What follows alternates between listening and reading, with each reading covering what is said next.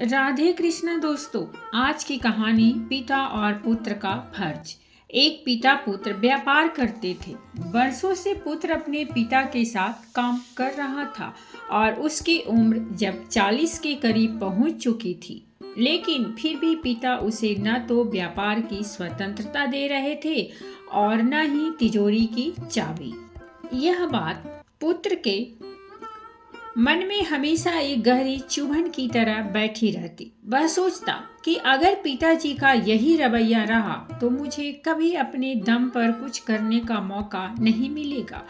इस विचार से उसका मन धीरे धीरे आक्रोश से भरने झगड़ा हुआ और एक दिन संपत्ति का बंटवारा हो गया। पिता और पुत्र अलग अलग हो गए। पुत्र अब अपनी पत्नी और बच्चों के साथ रहने लगा, जबकि पिता अकेले रह गए क्योंकि उनकी पत्नी का पहले ही देहांत हो चुका था।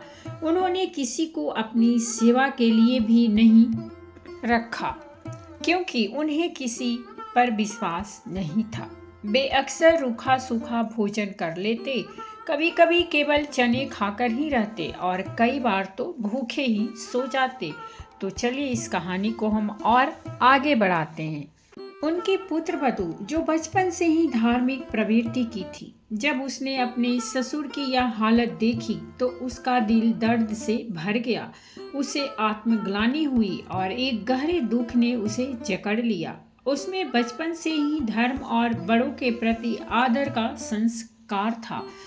उसने अपने पति को समझाने का बहुत प्रयास किया, परंतु पति के दिल में पिता के प्रति कोई संवेदना नहीं थी। पुत्रवधू ने अपने मन में एक दृढ़ निश्चय किया और उसे अंजाम देने लगी। वह सुबह सबसे पहले अपने पति और पुत्र को भोजन कराकर उन्हें दुकान और विद्यालय भेज देती और फिर स्वयं ससुर के घर चली जाती। वह उनके लिए भोजन बनाती, उन्हें प्रेम से खिलाती और रात के लिए भी खाना तैयार करके रख देती। कुछ दिनों तक ऐसा ही चलता रहा।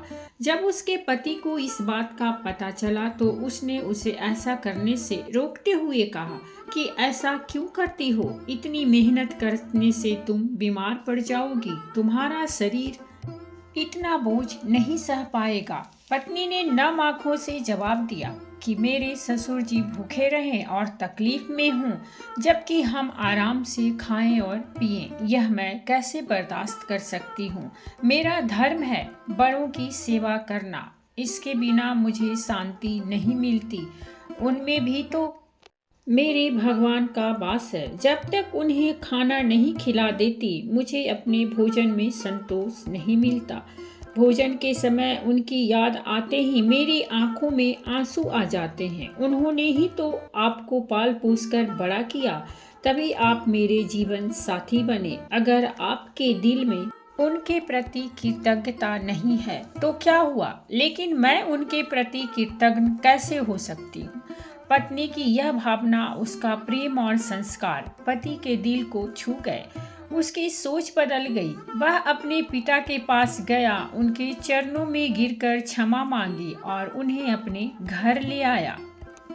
पति पत्नी दोनों मिलकर अब अपने पिता की सेवा करने लगे। पिता ने भी व्यापार का पूरा भार पुत्र को सौंप दिया। तो दोस्तों, इस कहानी से हमें यही सीख मिलती है कि जब परिवार के किसी एक सदस्य में सच्चा प्रेम, संवेदना और संस्कार होते हैं तो वह पूरे परिवार को एक कर सकता है। तो ये थी हमारी आज की कहानी, और अगर आपको कहानी पसंद आई हो तो प्लीज़ हमारे चैनल को सब्सक्राइब कीजिए, वीडियो को लाइक और शेयर जरूर कीजिए। कहानी सुनने के लिए बहुत बहुत धन्यवाद। मिलते हैं एक नई कहानी।